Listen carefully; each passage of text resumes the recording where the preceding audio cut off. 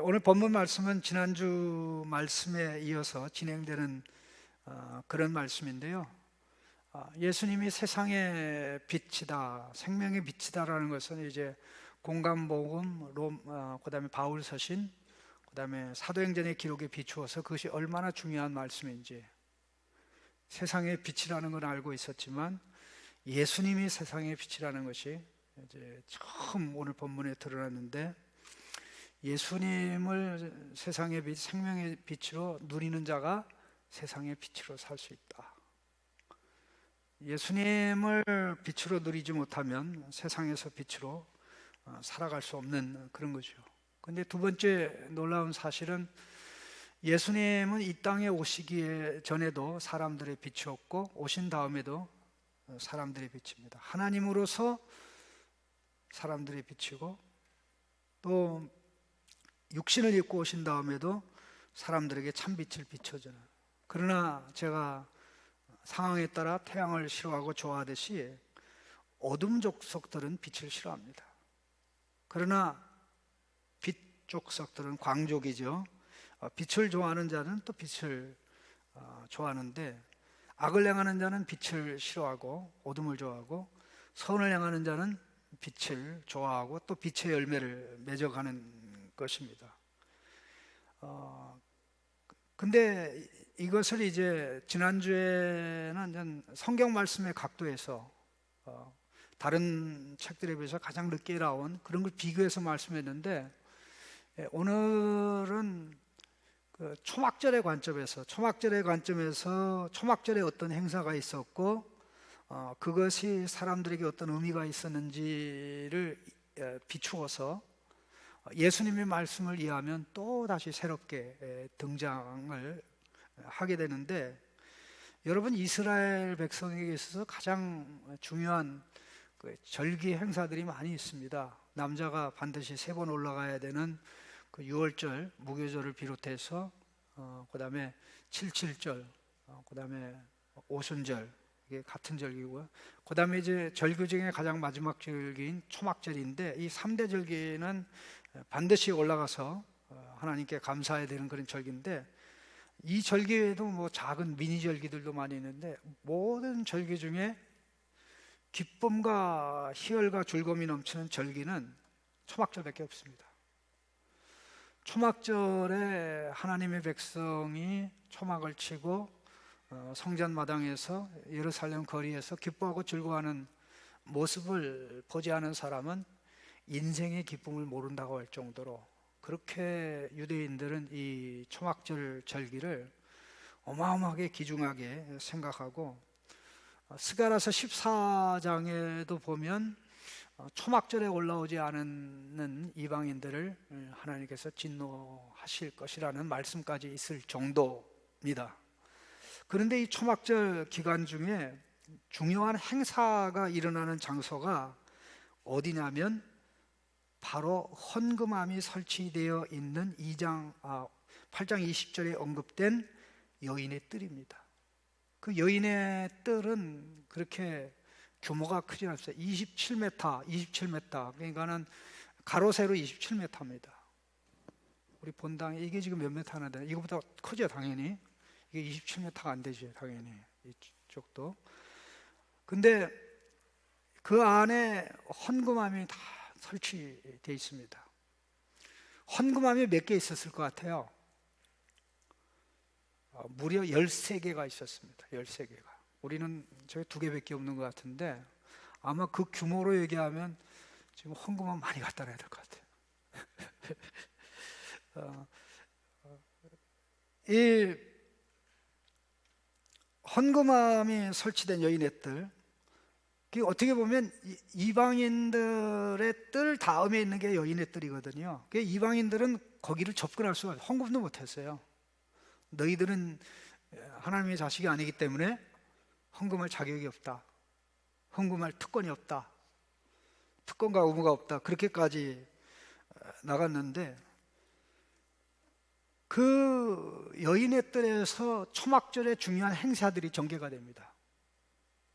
특별히 그 중에 2가지 큰 행사가 있는데, 하나는 물 행사입니다. 실로암 못에서 실로암 모셔서 물을 기르다가 성전 번제단이죠. 번제단의 좌우에 등비된 큰 대야에 이 물을 부어요. 한쪽에는 물을 붓고 한쪽에는 이 포도주를 부어요. 그래가지고 그게 둘이 합쳐져서 이렇게 밑으로, 제단 밑으로 흘러나오는 행사인데, 그것을 사람들이 지켜보는 장소가 여인의 뜰입니다. 그리고 중요한 부분이, 그 여인의 뜰에는 4개의 골든 램프가 설치가 되어 있어요. 이 금빛 찬란한, 다 금으로 만든 건 아닙니다. 어떻게 그렇게 만들겠어요? 근데 4개가 세워졌는데 그게 23m야. 근데 해질 연역에 그거를 이제 불을 붙여요. 올리브 기름으로 이제 그게 이제 불을 밝히는데, 그 심지 있지 않습니까? 그 심지는 대제사장의 옷이에요. 대제사장의 옷을 입다가 이제 다 낡으면 새 옷으로 교체하잖아요. 그러니까 그 낡은 그 천을 가지고 심지를 다 만들어서, 근데 이 불을 비치면 초막절 기간 동안 예루살렘이 1년 내내 가장 환해요. 찬란하게 빛납니다. 그런데 이 두 행사, 물의 행사, 빛의 행사는 이스라엘 백성에게는 생명과 같은 거예요. 하나님이 우리에게 물을 많이 주셔서 우리가 풍성한 마지막 수확을 했습니다. 하나님께서 우리에게 성령의 비를 내려주셔서 하나님이 기뻐하는 하나님 백성의 열매 맺는 삶을 살게 해주십시오. 그러니까 성령의 물 선물을 기대하, 물 같은 성령을 사모하는 그 중요한 절기였습니다. 그런데다 이 빛의 행사는, 지난주에 제가 말씀드렸듯이 메시아가 이 세상에 오는 것은 빛으로, 하나님 백성의 빛, 이방의 빛으로. 그래서 이사야서의 말씀, 또 여러 성경의 다른 부분의 말씀을 통해서 결국 그들은 빛을 밝히면서 하나님, 어두운 세상을 밝혀주십시오. 우리에게 빛이 되시고 온 세상 나라에 빛이 되어 주십시오. 메시아가 와야 빛이 되는데 메시아가 오기를 기대합니다. 그러면 이제 이런 행사가 있고, 이런 행사 있을 때 그 여인의 뜰에서 이제 찬양을 하잖아요. 먼저 백성들이 찬양합니다. 시편 112편에서부터 시편 112편에서부터 118편까지 백성들이 찬양해요. 여러분 나중에 초막절 행사를 한다고 생각하고 그렇게 해봐요. 나는 몇 주 전에 그렇게 했어요. 그렇게 됐을 때 예수님이 어떤 느낌을 가졌을까? 그렇게 하고 나서 이제 여인의 뜰에서 이제 이스라엘 남자들의 뜰로 오는 이 계단이, 여기는 몇 개예요? 몇 개 안 되는데 이게 15개 계단이 있어요. 이 15개 계단에 이 레위인 찬양 대원이 서가지고 시편 120편부터 134편까지 15편의 시편, 성전에 올라가는 노래 있죠. 그걸 찬양을 하고 경배를 해요. 근데 제가 일부러 초막절 행사라고 생각하고 백성들이 읽는 부분, 새벽 2시인가 몇 시에 그렇게 했어요. 그렇게 하고 그 다음에 나머지 부분 그렇게 읽고 나서 그 내용을 읽는데, 그 시편의 메시아에 관한 내용을 제가 다 알고 있잖아요. 근데 나는 메시아는 아니지만 예수님은 당사자잖아. 여러분이 기다리던 물을 내가 이제 아버지께서 주신 사명을 감당함으로 여러분에게 제공할 겁니다. 그 저녁에 불을 밝히는 행사할 때마다 메시아를 보내주셔서 우리의 빛이 되시고 세상에 빛이 되옵소서 하는데, 예수님이 내가 바로 그 빛이야. 내가 바로 그 빛이야. 너희들의 소원이 너희들 눈앞에 이루어졌어. 사람이 얼마나 멍청한 줄 압니까? 예수님은 나사렛 해당에서 보기 좋게 나사렛 사람들에게 배척됐어요. 이사야 61장 성경을 읽으면서 여호와께서 내게 기름 부으셨으니 하면서 이 말씀을 쭉 다 읽고 난 다음에 오늘 이 모든 말씀이 너희에게 이루어졌도다 라고 하니까 누가복음 4장에 기록된 대로 유대인들이, 그 나사렛 사람들이 화가 나요. 뭐라고? 말씀이 다 성취됐다고? 네가 뭔데? 그래서 예수님을 잡아가지고, 아마 한국식으로 얘기하면 멱살 잡고 끌고 가가지고 낭떠러지게 해서 밀쳐 떨어뜨려 죽이려고 그랬어요. 제가 지금으로부터 30몇 년 전에 그 현장 근처를 갔던 기억이 생생해요. 나사렛이 이렇게 분지거든요. 이렇게 분지 안에 있는데 동네 밖으로 이 동네 사람들이 예수님 끌고 나가가지고 분지, 이 위는 또 산이잖아요. 그러면 이 아래로 이제 그 이스라엘 평야 쪽으로 연결되는 그 부분인데 낭떠러지가 굉장히 심하더라고요. 예수님이 거기서 그냥 밀쳐졌으면 어떻게 됐을까 하니까 끔찍한 느낌을 그때 받은 게 벌써 30몇 년이 지나갔어요. 30몇 년이 훨씬 지나갔는데도 아직도 내 눈에 생생한데, 예루살렘 성전에서 그들의 이 꿈꾸고 소망하고 있는 모든 것, 이제 그들이 바라고 소원했던 그것이 이제 눈앞에 이루어져 막바지 예수님의 마지막 단계에 와 있다는 사실을, 누구든지 목마르거든 내게로 와서 마시라, 내가 나를 믿는 자는 그 배에 성경 이름같이 그 배에서 생수강이 흘러나리라. 여러분들, 내가 세상의 빛입니다. 이제 나를 따르는 자는 어둠 가운데 더 이상 결코 행하지 않고 생명의 빛을 누리게 될 것입니다. 이렇게 얘기할 때 단 한 사람도 옳습니다. 우리가 얼마나 메시아를 기다렸는데 하고 영접하지 않았습니다. 인간은 자기들이 가지고 있는 생각을 쉽게 바꾸지 않습니다.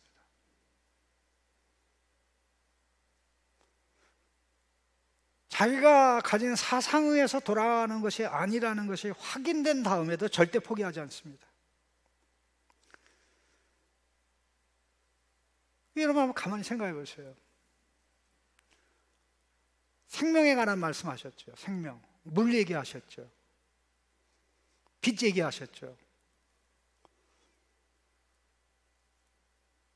여러분 시편의 이 세 단어를 염두에 두고 시편 36편 8절 9절 한번 읽어봅시다. 화면에 아마 준비됐을 것입니다. 같이 읽어보겠습니다.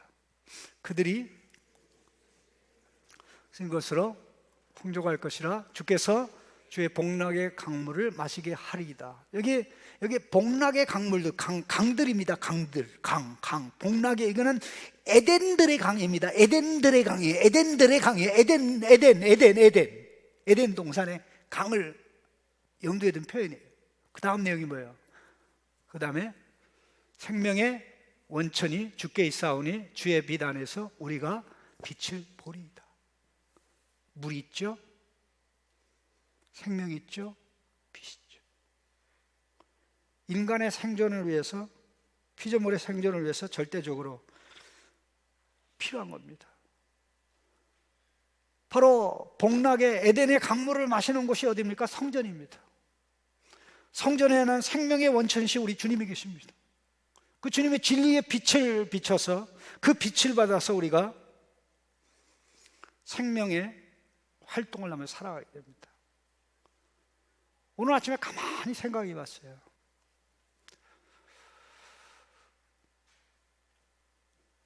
말씀을 증거할 때 무슨 말씀으로 시작할까? 한번 제가 곰곰이 한번 생각해 봤어요. 그런 가운데 사람들은 아침에 일어나면 가장 우선적으로 하는 행동이 뭐지?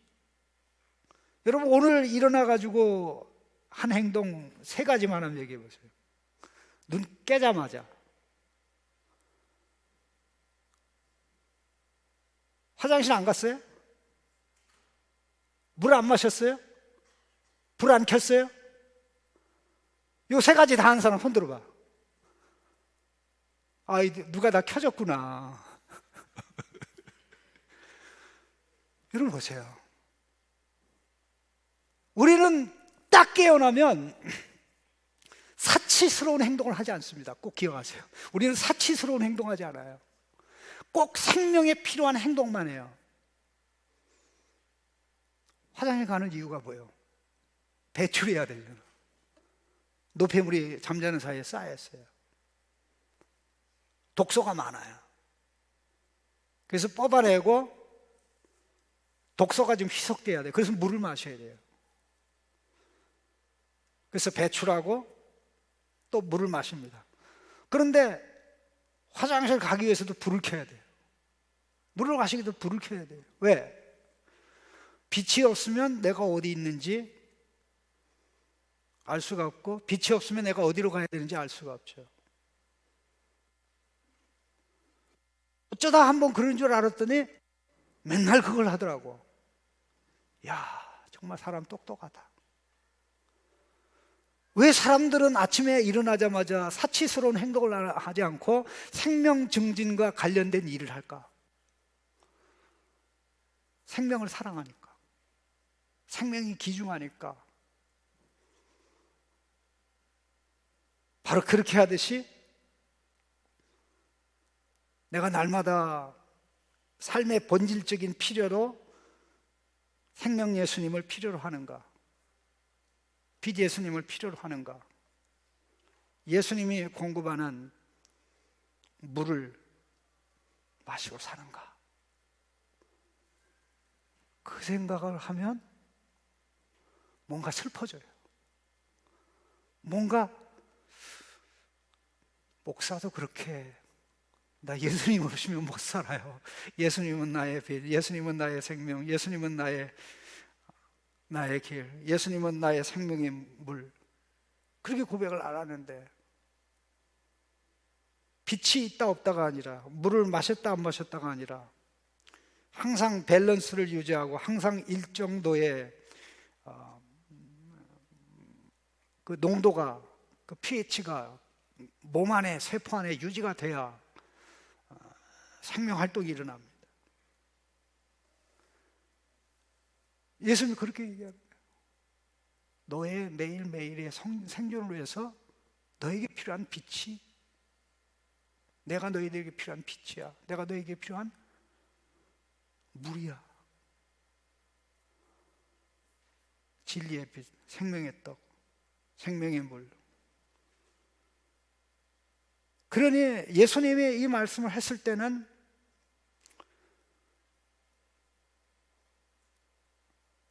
그들이야말로 눈뜬 장님들이죠.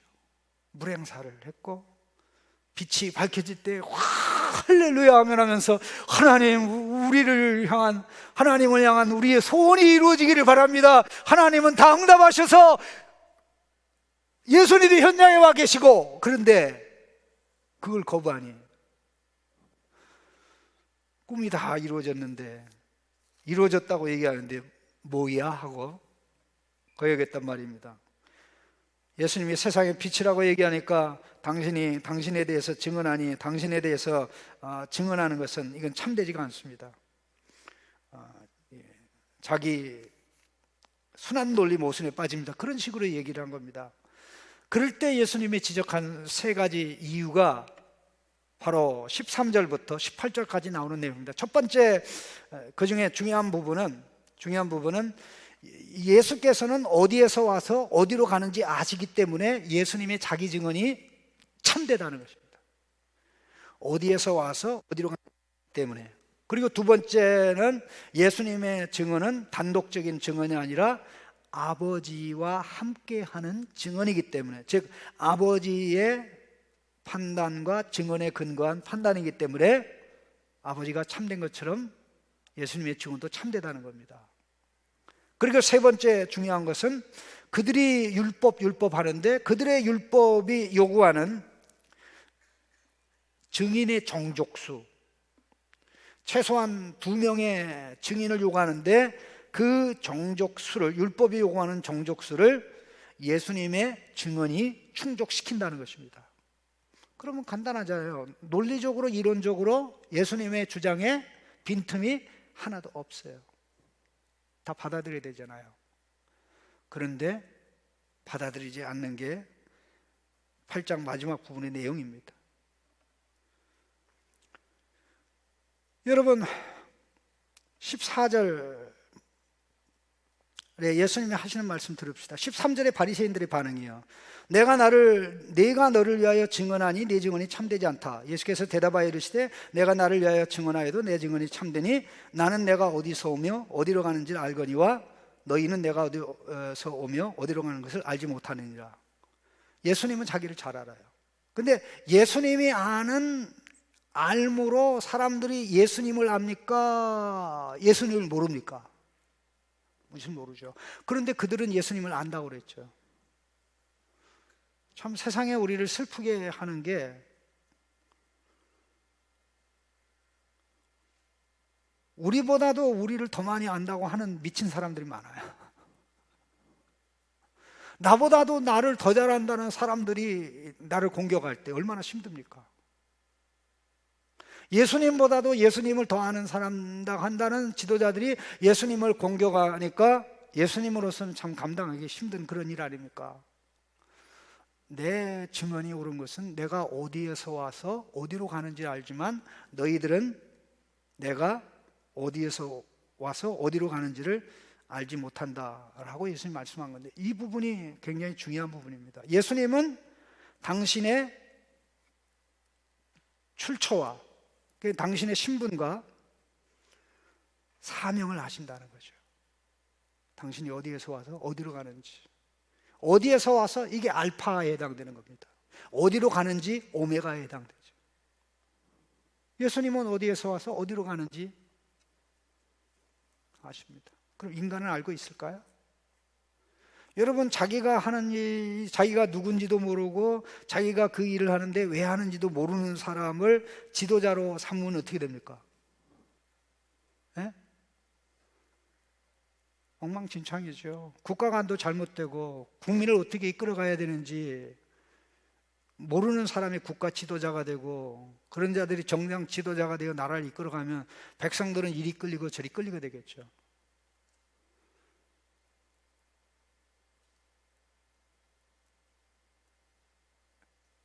저는 놀라운 지금도 그 기억이 생생한데, 제가 분당에 살 때입니다. 분당에서 이제 서현동 그쪽에 살았는데, 거기서 자전거를 타고 끝까지 가면 이제 바로 그 수지 쪽으로 그 끝부분이 됩니다. 그 구성 쪽으로 되는데, 그 끝에 딱 가면 길이 없는데 바로 고속도로하고 딱 붙어요.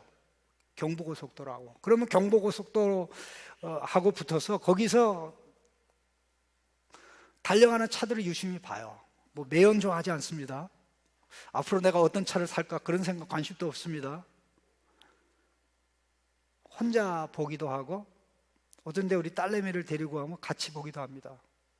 그래서 모른 척하고 딸내미한테 물어봐요. 야, 이 차들이 목적지 없이 그냥 악셀에다 밟고 가는 차 있을까? 아빠, 그런 차가 어디 있어요? 다 목적지가 있죠.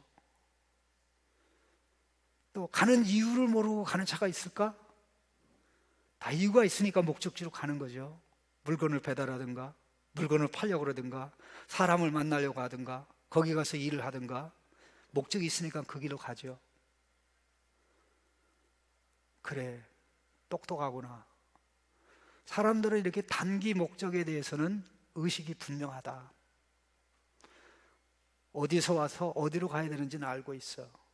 그래서 열심히 그렇게 움직이는 거야. 그리고 하루가 일과가 끝나면 자기의 터전으로 돌아와. 그런데 사람들이 장기적으로 어디에서 와서 어디로 가는지 알고 있을까? 저 운전사들이 단기적인 출발지를 알고 목적지를 알고 열심히 가고 있는 운전사들이, 2차, 저차, 트럭, 그 모든 사람들이 자기들의 그 장기적인 인생의 비전과 목적을 알고 있을까?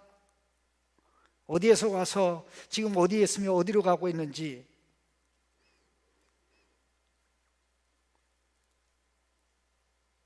근데 아빠를 포함해서 잘 몰라.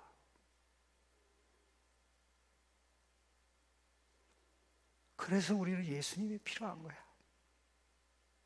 어디로 와서 어디로 가야 되는지. 그냥 10명 중에 8명이 바른 길로 가는데 2명이 그 길로 반대되는 길로 가면 어떻게 됩니까? 2명은 정신을 차리죠. 이게 길이 아닌가 봐. 그런데 10명 중에 10명이 다 같은 길로 가요. 그럼 어떻게 됩니까? 아무도 잘못된 사람이 없는. 그게 예수님이 이 세상에 왔을 때 인생들이 가는 길이었습니다. 어디에서 와서 어디로 가는지 모르는 아담의 후손이기 때문에 그런 거죠. 아담이 선악과를 따먹고 나서 모든 것이 바뀌었습니다. 외형이 바뀐 건 없는데 보는 눈이 바뀌니까 다 바뀐 거예요. 하나님 만나 교제하는 게 좋았는데 너무 싫은 거 있죠. 벌거벗은 게 문제가 안 되는데 벌거벗은 게 심각한 문제가 되는 거 있죠. 껍데기는 바뀐 게 하나도 없는데 보는 눈이 바뀌니까 다 바뀐 겁니다. 무화과나무 잎으로 몸을 가리고 그것도 부족해서 무화과나무 뒤에 숨었어요. 하나님이 약속된 시간에 나타나셔서 아담아 어디 있냐? 숨바꼭질 하지 마라. 하나님이 아담이 있는 물리적인 숨은 장소를 몰라서 그 질문을 했을까요? 너의 영적 현주소가 지금 어디냐? 너 어디서 왔지? 너 어디로 가야 되지? 근데 너 지금 서일 자리에 서 있는 거야? 아담과 하나님께서 대응하니까 아담이 서 있어서는 안 된 자리에 서 있는 게 확인되잖아요. 가야 될 길로 가지 않고 잘못된 길로 가고 있는 게 확인이 되잖아요. 하나님은 우리에게 물으셔요. 여러분에게 물어요. 저한테 물어요. 야, 너 어디에서 와서 어디로 가니? 너의 신분이 뭐고 신분에 따른 사명이 뭐야? 에덴 동산에서 이 질문을 하신 하나님께서는 동일한 질문을 아브라함의 아이를 뱃속에 가지고 있는 하갈이 여주인의 학대를 견디지 못하고 도망갈 때 나타나셔서 이렇게 말합니다. 사레의 여종 하갈아. 그냥 하갈아 그렇게 얘기하는 거, 사레의 여종 하갈아, 내가 어디서 왔으며 어디로 가느냐? 내가 어디서 왔으며 어디로 가느냐? 내 번지수가 뭐야? 그게 무슨 말이에요? 주인에게로 돌아가라 얘기야. 그게 네가 갈 자리가 아니지. 네가 가는 것이 너의 소속이 아니야. 너가 할 일이 아니야. 인류 역사상 최초로 나타난 여호와의 사자가 인류 역사상 최초로 하갈에게 나타난 여호와의 사자가 에덴 동산에서 타락한 아담에게 했던 똑같은 질문을 한 겁니다. 근데 다 엉뚱한 길로 가고 있는데 다 그 길로 아니까 그게 옳은 줄 알고 가고 있는데 예수님이 오셔서 내가 어디에서 와서 어디로 가는 줄 안다 얘기고, 나는 하늘에서 와서 하늘의 길을 간다. 나는 위에서 와서 위의 삶을 이 땅에서 산다. 아버지가 나를 보내서 아버지의 일을 하고 아버지의 말을 한다. 이렇게 얘기를 하는데 웃기지 마. 너 갈릴리 출신이잖아.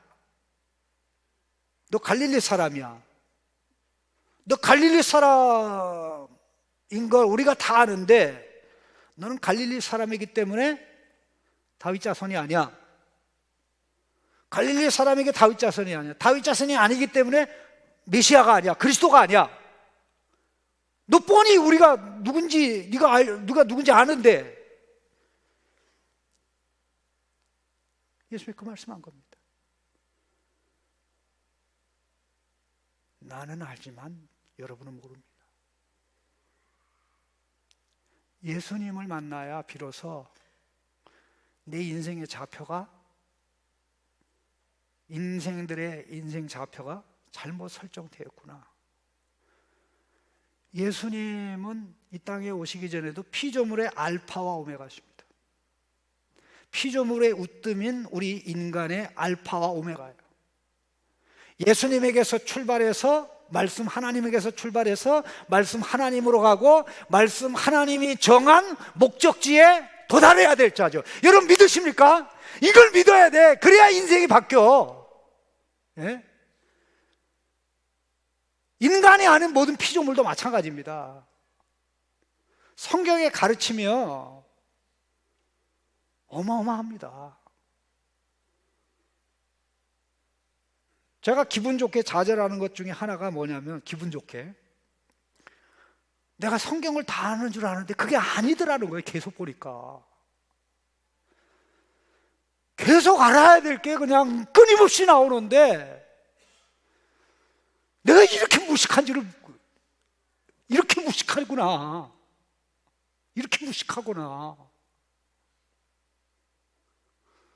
하나님은 계속 배워야 되겠습니다. 계속 가르쳐 주십시오. 계속 분별하게 계속 인도해 주시고, 이 정도 알아서 되는 줄 알았는데 또 거기를 파보고 나니까 분별해야 될 게 너무 많은 거죠.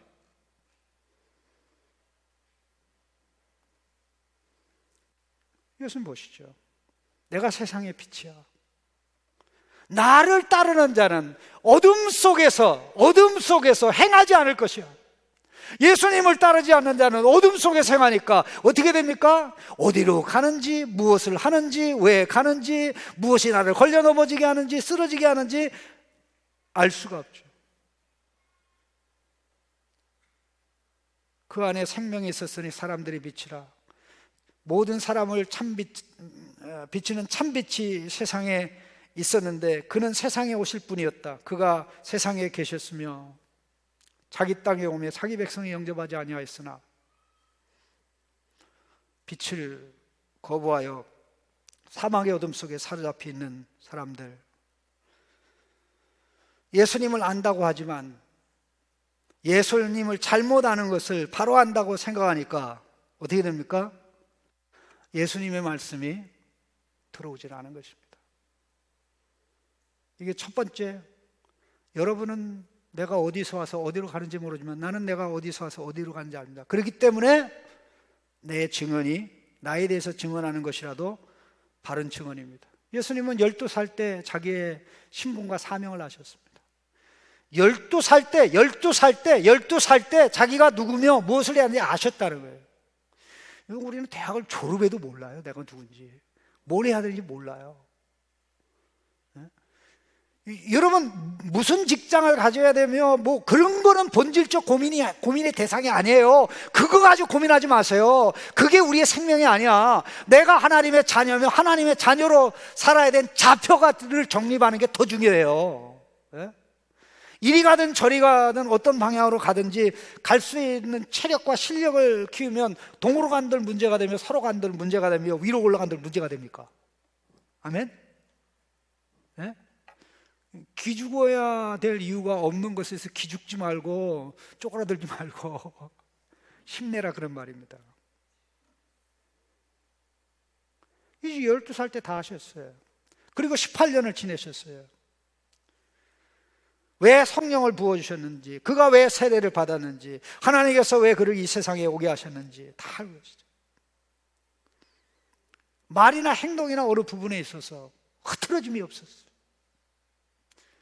가는 길, 하는 일 다 그러니 예수님이 우리 알파가 오메가가 될 때, 예수님이 우리의 빛의 시작, 빛의 진행, 빛의 목적지가 될 때 비로소 우리는 가야 될 길을 가고 살아야 될 삶을 살게 되는 겁니다. 두 번째 이유는 예수님께서 내리시는 판단은 아버지와 함께 내리는 판단이기 때문에 그렇습니다. 자, 15절 같이 읽겠습니다. 15절. 너희는 육체를 따라 판단하나 나는 아무도 판단하지 아니하노라. 16절. 만일 내가 판단하여도 내 판단이 참되리. 이는 내가 혼자 있는 것이 아니요 나를 보내신 이가 나와 함께 계심이라. 너희는 육체를 따라 판단하나. 이게 7장 24절에 너희는 외모로 판단하지 말라, 그 말씀하고 똑같은 표현입니다. 표현만 달라요. 외모로 판단하지 말라. 여기는 뭐라 됐습니까? 다른 표현으로 너희는 육체를 따라. 근데 정확한 뜻은 육체를 따라게 아니고요, 그 육신을 따라서 죄에 영향받은, 죄에 오염된 사고 체계를 따라서 판단하지 말라는 거예요. 죄에 오염된 사고 체계. 죄에 오염된 사고를 하니까 죄에게 거부하고 죄에게 분리하고 한 것은 받아들이지 않겠죠.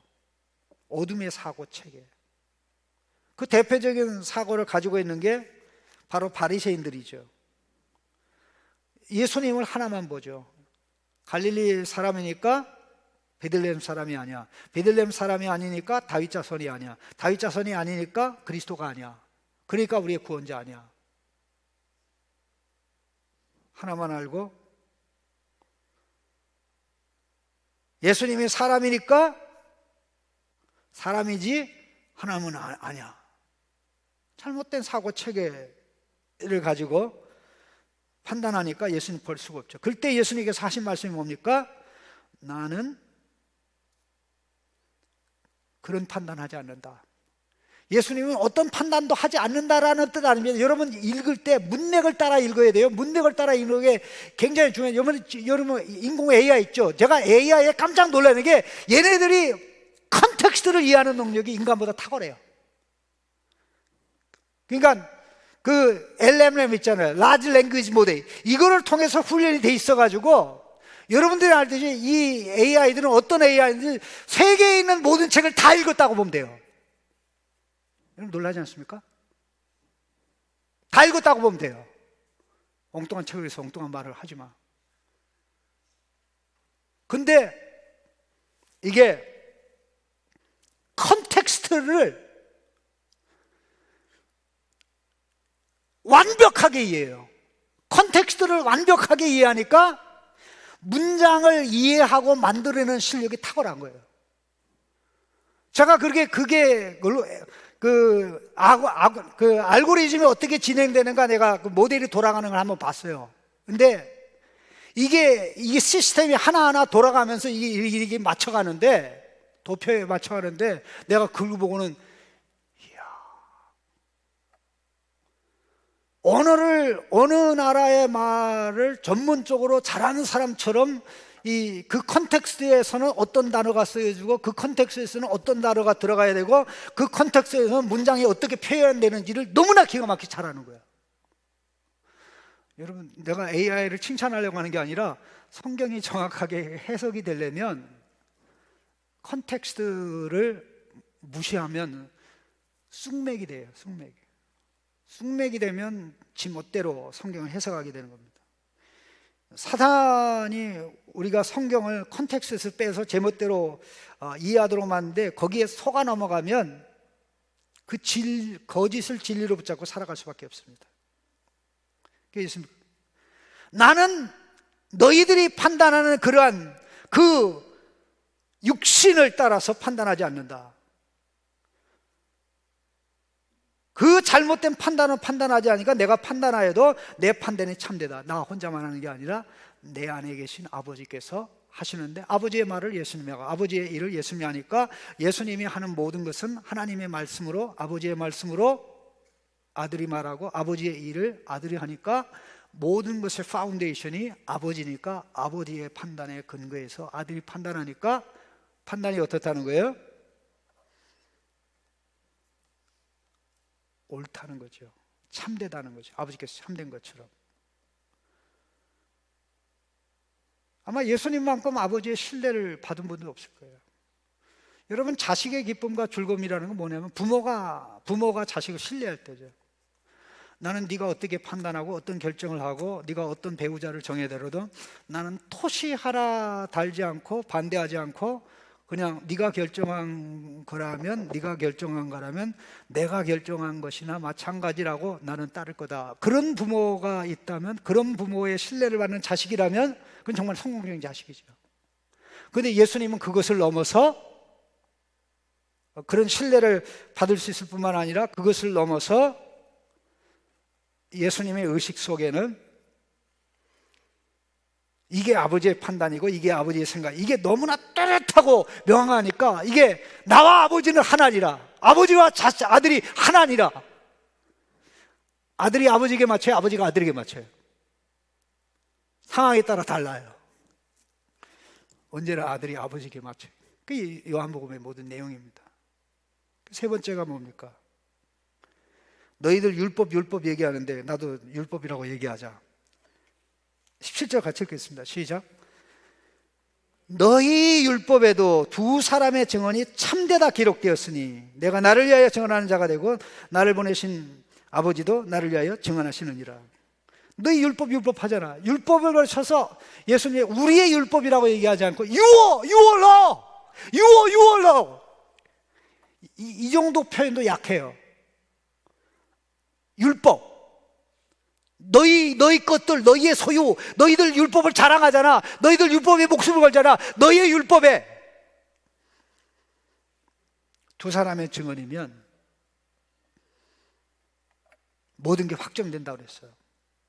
신명기 19장의 말씀을 그대로 인용한 겁니다.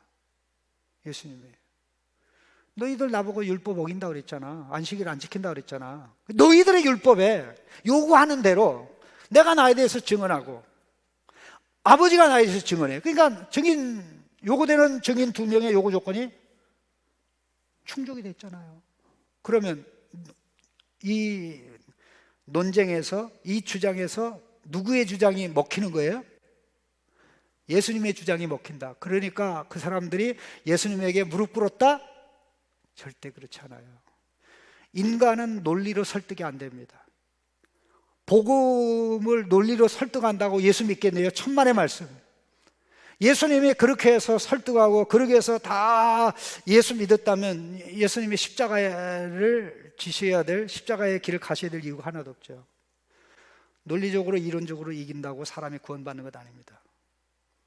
예수님이 우리에게 오셔서 갈 길을 보여주고 해야 될 일을 알려주셔서 예수님이 물어봐요. 어떻게 하면 됩니까? 야 임마, 그것도 몰라? 내가 하는 대로 해. 그게 바로 부처님의 말이에요. 그게 바로 부처님의 말이에요. 나를 구원자라고 부르지 마. 나 구원자 아니야. 나 길이 아니야. 내가 진리가 아니야. 내가 생명이 아니야. 내가 이 길로 갔는데 너희들도 가봐. 내가 해보니까 되더라. 너희들도 하면 될 거야. 에? 나는 도를 깨달은 부처고 너희는 아직 깨닫지 못한 부처야. 같은 부처잖아. 하면 돼. 그래서 불교에는 십자가가 없는 것입니다. 대속적 죽음이 없는 것입니다. 왜? 인간이 할 수 있다고 보니까. 예수님 다 보여주셨어요. 그렇게 사셨어요. 그거로 안 돼요. 그래서 죄값을 치러야 됐던 거예요. 죄와 사망을 물리쳐야 됐던 거예요. 당신의 주인이 죄인이고 정죄받아 죽음으로, 그리고 의와 생명을 확보해서 이 두 가지 선물을 담아서 우리에게 주는 성령님을 확보해야 됐던 거예요. 그래야 말씀을 듣고 죽은 자들이 살아나, 죽은 우리가 살아나 예수 믿고 또 계속 말씀을 듣고 성장해 가는 것입니다. 십자가 없이. 성령의 역사가 없고 성령의 역사가 없이는, 그래서 예수님은 물 약속을 하고 내가 세상의 빛이다, 나를 계속 따라가야 빛을 누리면서 살아갈 수가 있습니다. 여러분들 나이 더 많이 들게 여행 좀 많이 하세요. 젊은 나이에 여행을 많이 해야 인생의 길을 여러분들이 어떻게 가야 되는지 이 노하우가 생겨요. 네? 나를 전혀 모르는 사람들이 있는 세계, 내가 의지할 때라고는 아무것도 없는 그곳에 여행하면서 하나님으로 동행하며 가는 법을 배우고, 하나님께서 만나게 하는 사람을 만나서 하나님 어떻게 인도해 가는지를 아는 그것은 인생의 길을 배우고, 아, 그렇구나. 길과 진리와 생명이신 예수님이라면 나는 어디든지 갈 수 있구나. 빛이 있으니, 진리가 있으니, 생명이니, 생명의 물을 제공하니. 말씀 뵙겠습니다. 생명의 빛 예수님을 체험하고 계십니까? 여러분, 예수님을 너무 많이 알아서 예수님이 덜 필요한 거 아닙니까? 예수님 알면 알수록 뿅 가요. 예수님 알면 알수록 더 알고 싶어요. 예수님 알면 알수록 더 누리고 싶어요. 빛이니까, 생명이니까, 사랑이니까. 예수님의 말씀이 생명이고, 예수님의 말씀이 빛이고, 예수님의 말씀이 사랑이고, 예수님의 말씀이 생명의 물이에요. 거기에 성령의 역사하니까 이 시간 기도하겠습니다.